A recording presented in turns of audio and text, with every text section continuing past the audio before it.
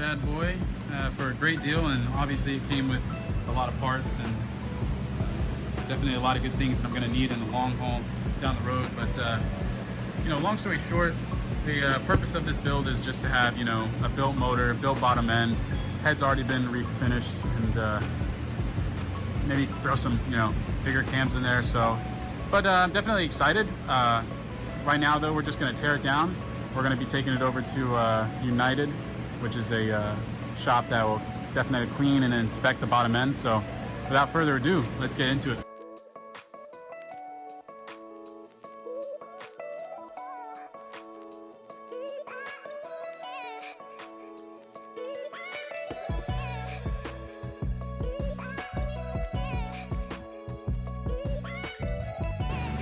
Yeah, bottom end actually doesn't look that bad, but we're gonna build it. We're gonna build it.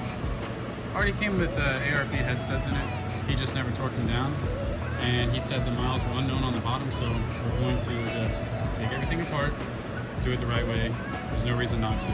Take our time with this. We already have a working RB20DET, so we're just gonna take our time on this one.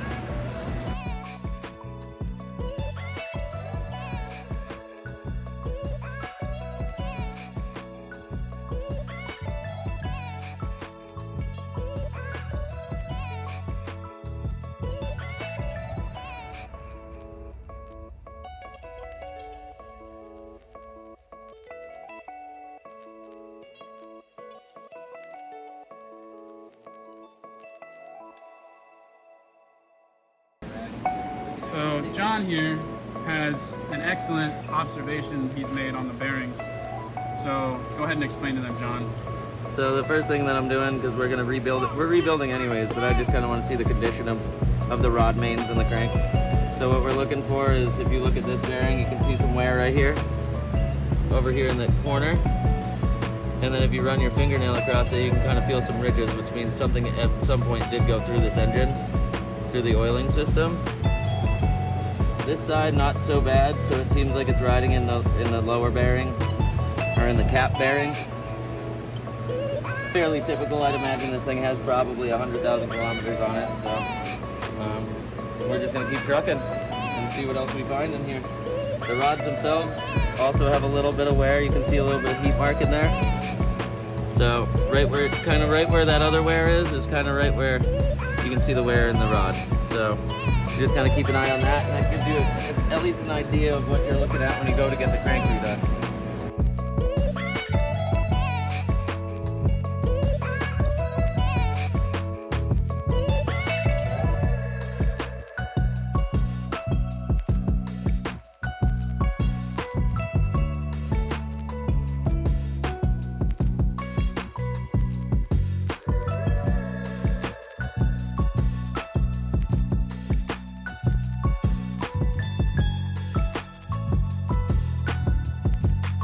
Feature film for us.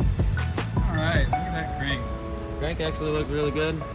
We're still going to send it out, have it inspected, and then micro polished, just for shits and gigs. Make sure that we're right between specs still, so we can get proper bearings. This thing's actually the money. We did find some stuff that was kind of loose. A lot of stuff was no longer at spec. Most of the bearings look good. We do have some thrust movement on the thrust bearing on the back side. More than likely just from clutch usage over however many years. She's about 99% done. We're just going to take the little stuff off here in a second. So there we go. Sweet.